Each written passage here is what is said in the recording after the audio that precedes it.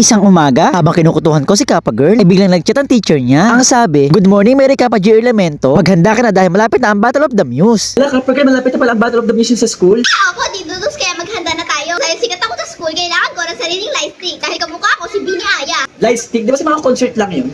Opo, Tito Dux, kailangan nyo dahil aakit ako ng stage. Ganito, oh. Pag binili mo ako yan, sure ako na panalo na akong muse sa school.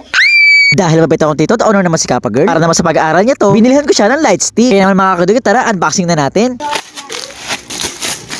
Sa mga kadigat, eto na nga pala yung light stick na binili ko para kay Kappa Girl. Ganito pala ang itsura niya, ganito pala siya umilaw. Unang ilaw ay blinking lights na mabilis. Ang alam mo naman, blinking lights na mabagal. At ito naman pangatlo, steady lang na ilaw. Diba ang ganda? Sigurado ako matutuwa dito si Kappa Girl. O Kappa Girl, eto na nga pala yung light stick na pinapabili mo sa akin. Okay, Tito Dux, akin na yan. Kappa Girl, bakit nga pala dalawang light stick lang pinabili mo sa akin? Tito Dux, kasi itong isa kay mama at ito naman sa principal. Para pag umakit ang stage, papailawin nila to. Sa favorite nila ako, bibigyan ko sila ng light stick. At ngayon nga, magpapractice na si Kappa Girl. Papakita niya kung paano siya magpakilala, kung anong posisyon niya at anong talent niya. Hi, ako si Mary Kappa G. Elemento. Ako ang muse ng grade 2 Laguna. Ako ang muse, president at secretary sa room namin. Ang talent ko nga pala ay sumayaw. If I was a rich girl. Na na na na na na na na na na na na na. Woo! Ang galing mo, Kappa Girl! O diba, Tito Dux, sigurado ako na ako na mananalo. Okay, Tito Dux, akin yan, papasok na ako sa school. Bibigay ko na to kay ma'am at sa principal. Bye! Okay, Kappa Girl, ingat! Isang umaga, habang nanonood ako ng K-pop, ay biglang dumating si Kappa Girl galing school. Ano ba naman yan, Kappa Girl? Nagulat ako sa'yo. Ano ba yun? Tito Dux, tignan mo itong mga photocard ko ng Baby Monster. May bagong photocards na naman ako nakolekta si Kappa Girl. Bakit, Kappa Girl? Ano meron dito?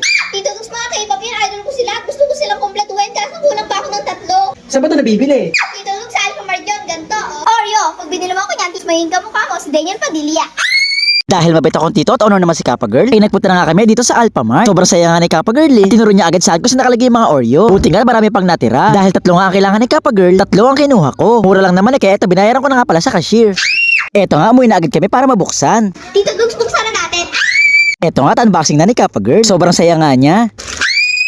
Dahan-dahan pa nga niya tinitingnan sa ilalim kung sino yung makukuha niya. Para daw surprise.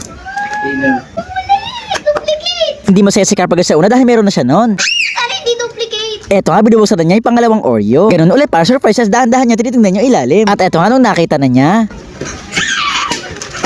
Meron ka na yan? ang nakuha niya, ikapares lang nauna niya nung una. Kaya itong pangatlo, manifesting siya. Sana si Laura. Hindi ko kilala yun. Sabi ko para may 3, describe ko itong pangatlo. Maiksi ang buhok? Si Asa? Oo. Wala pa ako dito.